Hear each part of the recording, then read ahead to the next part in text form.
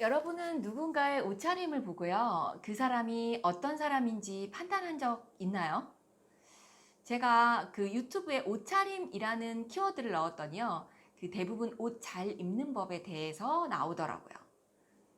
그러면서 중요한 자리인 상견례나요, 또 직장 면접에서 옷 입는 법 이렇게 해서 꽤 많이 나오더라고요.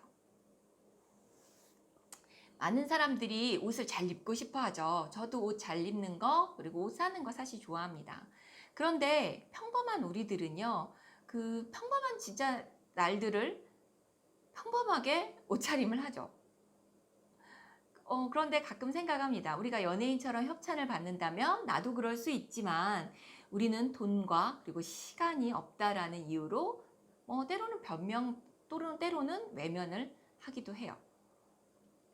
그런데 이런 옷차림은요, 퍼스널 브랜드에 아주 중요한 역할을 미칩니다. 내가 입은 옷은요, 내 자신을 보여줄 뿐만 아니라 다른 사람이요, 나를 어떻게 생각할지도 보여주는데요. 그 옷차림을 보면 그 사람이 스마트한 사람인지 한눈에 알 수 있죠. 그리고 신뢰와 자신감을 보여주거나 반대로 불신과 그리고 불안감을 조성하기도 합니다. 예를 들어 볼까요?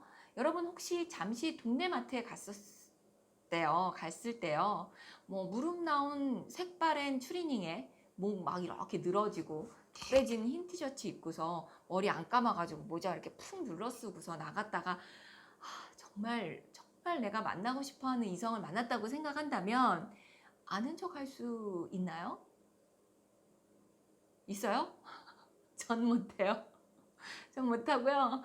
아마 많은 친구들도 상상만 해도 머리를 아마 절레절레 했으리라고 생각을 합니다. 근데 이런 모습으로 나를 판단할 것 같아서요, 저는 절대 아는 척 안 하고 멀리 도망갈 거예요, 아마.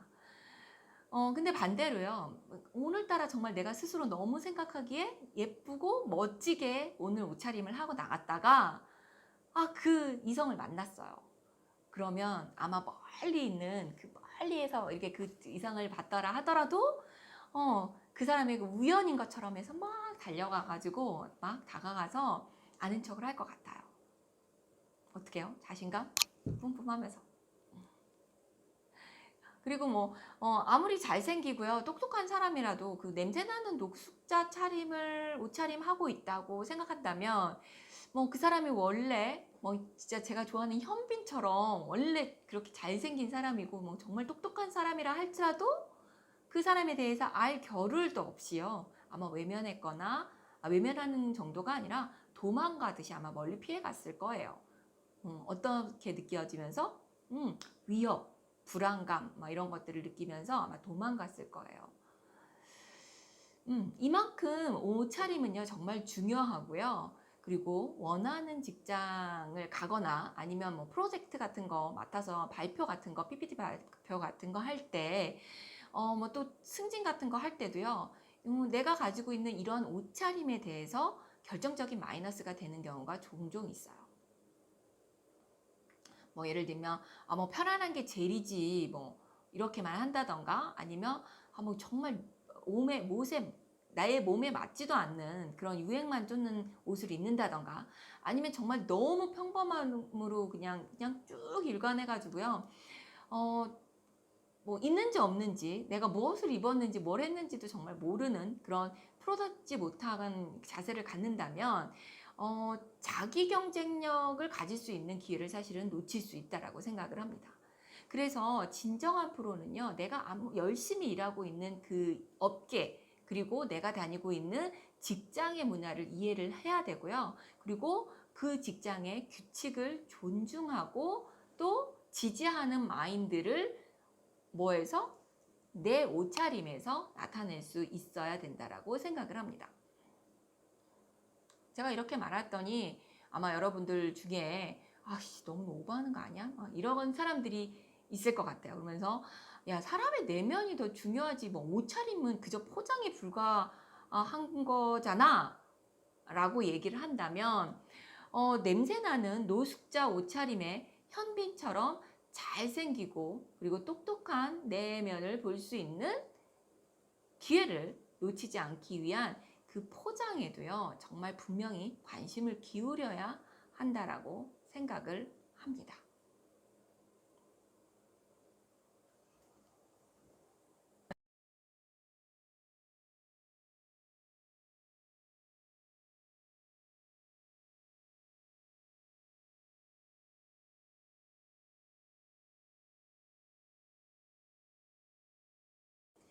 여러분 혹시 이 파란 상자를 알고 있나요?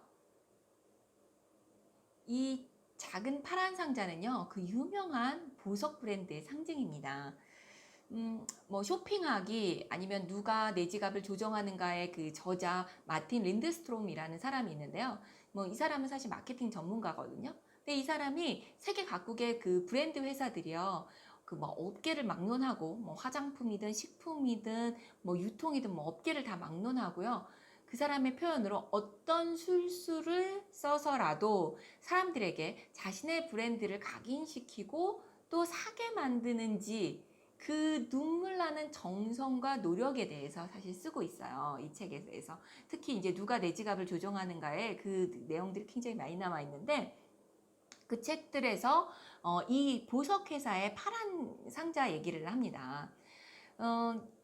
거기서 뭐라고 했냐면요. 여자들은요, 이 하늘색 박스를 보면 심장 박동수가 2% 증가한다라고 얘기를 합니다.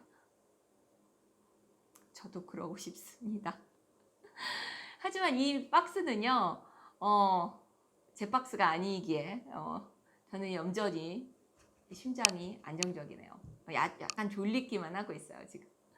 이렇게 여자의 심장 박동수를 그 증가시키는 파워는요, 그 흰 리본이 묶인 파란 박스 포장의 그 힘을요, 아주 정확하게 꿰뚫고 있던 이 회사가, 이 주얼리 회사가, 보석 회사가 포장에 얼마나 많은 노력을 기울였는지 그 때문이라고 생각을 합니다.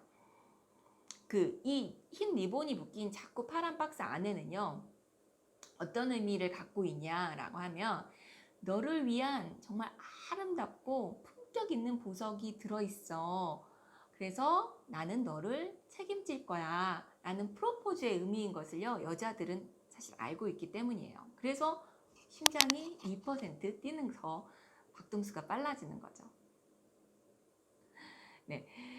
이거는요, 사실 특정 브랜드나 제품에 대한 취향, 뭐, 또는 그 가치에 대해서 사실 사람이 7살 정도가 되면, 그 무렵이 되면요, 개인의 마음속에 그 뿌리 내린다라는 그 연구 결과를 토대로 해서 나온 마케팅 방법인데요. 뭐, 어쨌든 다시 포장으로 돌아가서요, 제품의 포장이 사람의 마음을 2%의 심장의 박동수를 증가시킬 정도인데, 사람의 포장인 이 옷차림은요, 사실 더한 의미를 갖고 있다라고 생각이 들어요. 그래서 뭐 예전에 직장인들은요, 당연히 남자는 정장에 넥타이를 매고요, 여자는 블라우스에 스커트를 입고서 스타킹을 신었어야 된다면, 뭐 요즘에는요, 대기업에서도요, 그 자율복장이라는 이름으로 해서 뭐 그것보다 훨씬 한참 느슨한 기준을 적용을 합니다.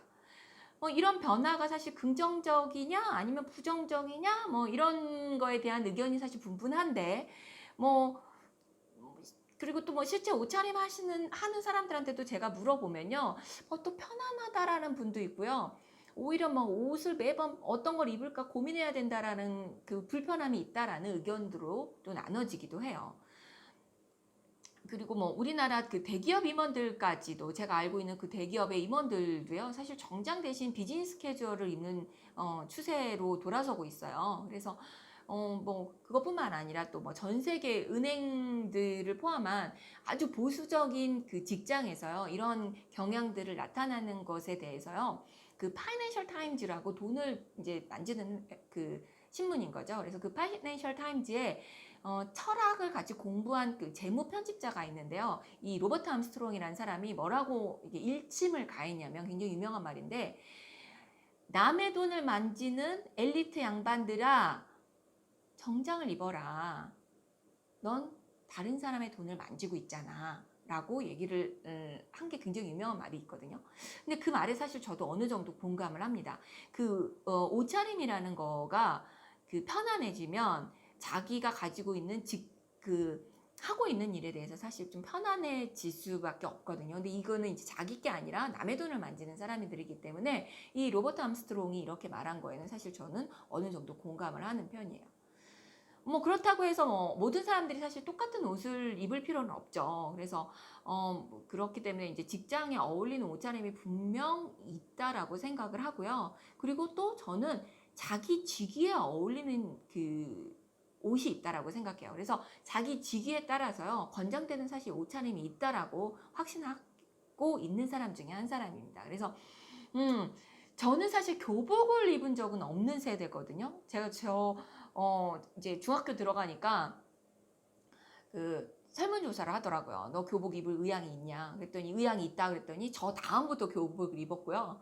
그 다음에 고등학교 올라가서도 똑같이 그랬는데 똑같이 교복을 다음부터 입히더라고요. 그래서 저는 사실 교복을 한 번도 입은 적이 없는 세대예요. 제 키가 지금 165 정도쯤인데요. 이 키가요, 사실 중학교 이후로 변함이 없거든요. 그래서 저는요, 미성년이었을 때도 때로는 대학생처럼 보일 때도 있었고요. 그리고 뭐 우리 엄마가 그 교복이 없었는데 정장을 입고 학교에서 오라고 하니까 엄마의 그 블라우스와 스커트를 입고서 학교에 가면 선생님으로 보일 때도 있었어요. 제가 키가 우선 크고 엄마의 옷이니까 약간 뭐 애들 같지 않고 블링블링하고 스커트도 약간 조금 뭐 그랬겠죠. 그래서 선생님으로 보여서 뭐 그 학생들뿐만 아니라 학교 계시는 선생님들도 뒷모습을 볼 때면 약간 제가 학생인가 선생인가 이렇게 볼 때가 있었다는 거죠. 만약에 제가 그 교복을 입고 학교를 당연히 등교를 했더라면 뭐 상대방에게 정말 이런 혼란을 줄 수는 없었겠고요. 그리고 이제 고백이지만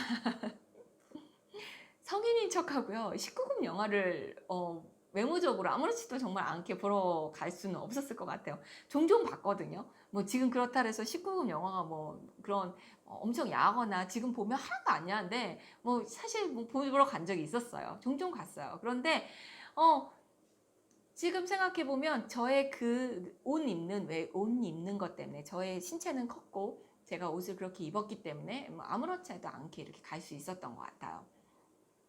뭐 이것이 이제 복장이나 아니면 유니폼을 입는 사실 결정적 이유라고 생각을 하는데, 예를 들면 경찰관 아니면 뭐 소방관, 그리고 정말 요즘 너무나도 애쓰고 있는 그 의사, 간호사 뭐 이런 그런 의료진들의 그 프로다운 모습을 그들의 유니폼에서 사실 볼 수 있잖아요. 그래서 뭐 예를 들면 흰 가운 입고서 연구하는 그 과학자 같은 사람들, 그 다음에 또 뭐 안전모 꼭 착용하고 안전 조끼 입은 그 건설 현장의 근무자들, 뭐 그리고 또 뭐 있을까요? 의료진 중에 진짜 소독된 그 초록색 가운 입고서요, 그 수술실의 의사는 특별히 그런 걸 입잖아요. 그리고 뭐 판사복 이렇게 판사복 두드리는 그 결정을 했었을 때 판사복을 입은 사람들이 그 의사 결정을 하잖아요. 만약에 그런 사람들이 그런 옷을 입지 않았다라고 한다면 우리는 그들에게 신뢰를 보여줄 수가 쌓을 수가 없었을 거라고 생각을 합니다. 그래서 그 나의 옷차림은요, 내가 어디서 무엇을 하는지에 따라서 당연히 달라져야 되는 거죠. 제가 이제 학교에서 여러분하고 수업을 할 때도 있지만요, 저는 음료를 다루는 현장에서 이제 일을 하기도 하잖아요. 그래서 제 옷차림은 여러분과 수업을 할 때 당연히 다르고 또 현장에서 있을 때도 달라질 수가 있습니다. 그리고 그게 공식적인 건지 아니면 제가 정말 비공식적으로 뭐 안에서 일을 해야 될지도 좀 달라지죠. 제가 아침에 오늘의 어떤 그 계획이 있느냐에 따라서 당연히 저의 옷차림은 조금씩 달라집니다. 이렇게 뭐 그 사람들이 회사를 갈 때, 직장을 갈 때 그 똑같은 비즈니스 정장이라 하더라도요, 사실 자기가 가지고 있는 일의 그 범위에 따라서 사실 좀 다르고요. 예를 들면 뭐 포멀이냐 아니면 프로페셔널이냐, 뭐 아니면 트레디셔널이냐, 뭐 아니면 뭐 제너럴 비즈니스냐, 뭐 비즈니스 캐주얼이냐, 뭐 세미 비즈니스냐, 뭐 이런 거에 따라서 사실 굉장히 눈에 확은 아니지만 그래도 조금씩 정말 다 다르다라는 거를 느낄 수가 있거든요.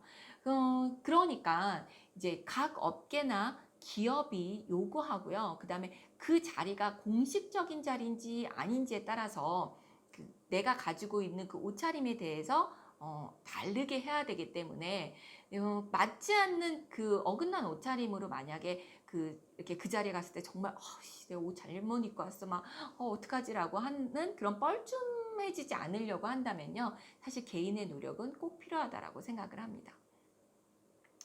그리고 그 옷차림을 넘어서요. 그 차림에 대한 얘기를 잠깐만 더 해보면요.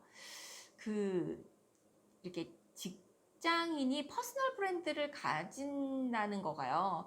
그냥 단순히 뭐 이렇게 회사 이름이 새겨진 이렇게 목걸이를 이렇게 목에 거는 것만이 사실 아니라고 생각해요. 그래서 제가 이제 이 수업 하면서 계속 좀 여러 번 얘기했었던 그 태도의 품격의 그 저자는요, 뭐라고까지 얘기를 하냐면, 직장인인 내가 집을 딱 나서는 순간, 우리는 쇼윈도에 전시된다라고 이제 표현을 할 정도예요. 그래서 저는요, 이 표현에서요, 어떤 게 이제 딱 생각이 났냐면, 젖은 머리, 안 마른 머리를 하고, 그 다음에 넥타이를, 여기 넥타이를 차지도 못하고 주머니에다 넣었는데 그 넥타이가 이렇게 주머니에서 삐져나와가지고 막 출근길을 막 정신없이 뛰어가는 사람이거나, 그 다음에 뭐, 또 진짜 한국에서 특별히 많이 보는 장면인데요. 그 버스하고 지하철 같은 데서요, 화장하는 이 레이디들 많이 볼 수 있잖아요. 그런 모습들, 그리고 이런 모습을 볼 때면 사실 쇼윈도를 바라보는 입장으로서 별로 그렇게 유쾌하진 않은 것 같아요. 그렇죠. 어, 그래요. 어쨌든 뭐 직장에서야 사실 옷차림이나 뭐 출퇴근길에 프로다운 이런 태도는요.